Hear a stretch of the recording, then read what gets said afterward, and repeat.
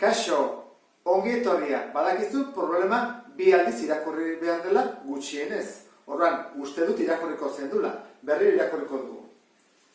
Ikasle talde batek aulkiak eraman behar ditu areto batera. Ikasle bakoitzak 5 aulki emanez, 10 aulki geratuko dira aretora eramateko. 6 aulki eramaten baditu ikasle bakoitzak aldiz, 14 ikasle aulki baten faltan egongo dira. Zenbat ikasle daude? Eta aulkiak, hemen bi galdera daude, batetik ikasleak, ez dakigu zenbat diren, eta bestetik aulkiak. Bestetik, ikusi behar duzu, ez dakit irakurri duzu, puntu eta koma dagoela. Horrek esan nahi du, hemen esaldi bat dago honeaino, eta hemenik aurrean beste esaldi bat. Normalean, bi esaldi daudenean eta bi galdera, ulertu dezakegu lehenengo zatia izan daitekeela ekuazio batentzat, eta bestearentzat ekuazio sistemarekin ari geralako. Definitu dezagun zein den isa eta zein i. Isa zein izango da? Ikasle kopurua, hori galdetzen digutelako. Ikasle kopurua. Eta i, aulki kopurua.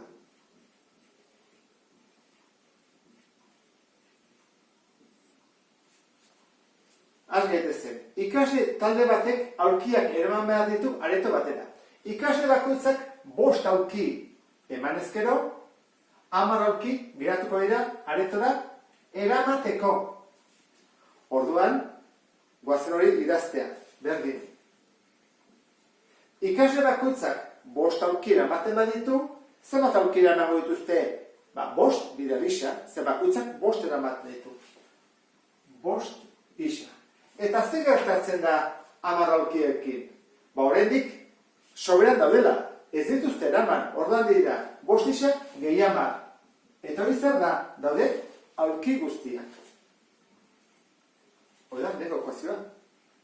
Bigarrena, 6 aulki eramaten baditu ikasle bakoitzak, orain dira 6, orduan goazen egitea, 6 isa eramaten baditu, aldiz, 14 ikasle aulki baten faltan egongo dira. Hala, 14 aulki gutxiago egongo dira. Horran, kendu bakoitu 14 faltako dira. Eta orduan, bai izango direla aulki guztiak. Ze metodo erabiliko dugu? Ikusten dezu bezala, hemen berdintze metodoa. I berdina, I berdin hau. Orduan, I hau badi bada, eta I hau badi bada, dudarik gabe, 5 isa. Gehi 10, izan behar dudarriko bez, 6 isa, kena malau. Isak ze atalera eramango ditut eskubira, ez da? Gehiago delako. Horra izango ditzake, 6 isa, ke 5 isa, eta azkerrean, edituko ditzake, 10, eta kentzen dira bazitzen, 14. Zen bali da, 24. Eta 6 isa, ke 5 isa, isa. Beraz, isa, 24. Zer esan edu, 24 ikasle daudela. Ata dugu lehenengo galdearen erantzuna. Orain, bigarrena, zenbat aulki. Nora joango bera, edo nera. Hartu ezagun hau, sinpleago delako, ez da? Orain, egin beharko nuke. Isaen ordez, jarri, 24. 5 bider 24, gehi 10, berdin, I. 5 bider 24, 120, gehi 10, berdin, I. 130, izango ditzake I.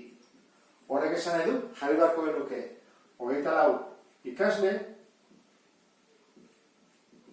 eta aulki kopurua I denez, 130 aulki. Eta horak edituko ditzake soluzioa. Beste bat arte, agur.